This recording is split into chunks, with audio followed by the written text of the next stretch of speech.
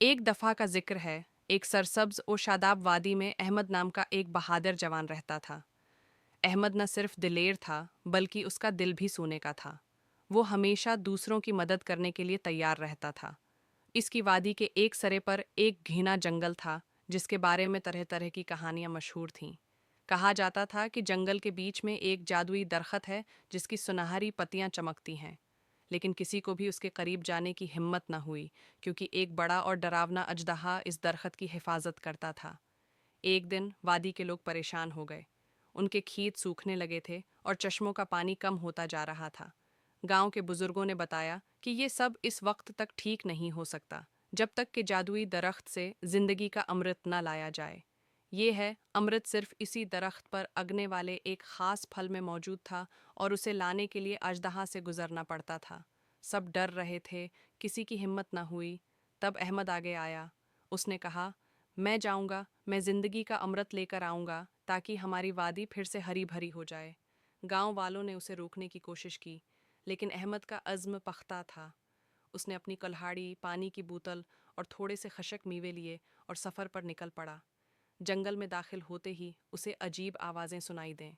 परिंदे ऊंची आवाज़ में चीख रहे थे और दरख्तों शाखें आपस में टकरा रही थीं। अहमद ने अपने दिल को मजबूत किया और आगे बढ़ता रहा। चलते चलते वो एक तारीक गुफा के पास पहुंचा, जहां से एदिहा की जोरदार आवाज़ें आ रही थीं। अहमद ने देखा कि इजदिहा वाकई बहुत बड़ा और खौफनाक था। इसकी खाल सब्ज और चमकदार थी और उसकी आंखें अंगारों की तरह दहक रही थीं।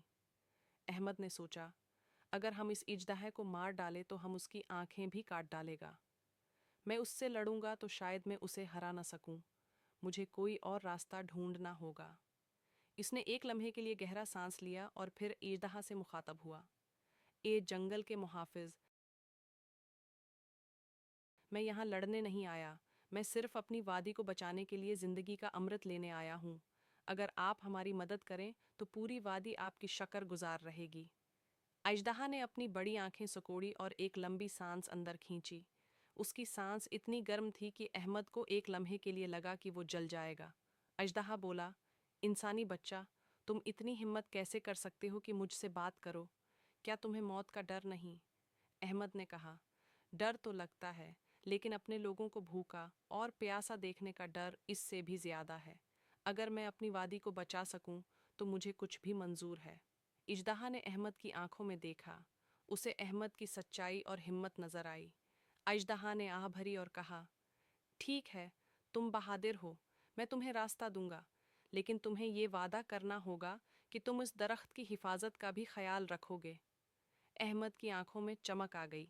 इसने वादा किया और इजदहा एक तरफ हट गया। अहमद जादुई दरख्त के पास पहुंचा। वहां एक सुनहरी फल चमक रहा था। अहमद ने एहतियात से उसे तोड़ा और अपने गांव की तरफ वापस हुआ। चल पड़ा। जब अहमद फल लेकर वापस आया तो गांव वाले बहुत खुश हुए। उन्होंने उस फल का रस सूखे खीतों में डाला और चश्मों में मिलाया। देखते ही देखते खीत हरी भरे हो गए और चश्मे पानी से भर गए। अहमद अब वादी का हीरो बन चुका था। उसने अपनी बहादुरी, दानिशमंदी और मेहरबानी से ये साबित कर दिया कि सच्ची ताकत लड़ाई में नहीं, बल्कि समझदारी और हमदर्दी में है।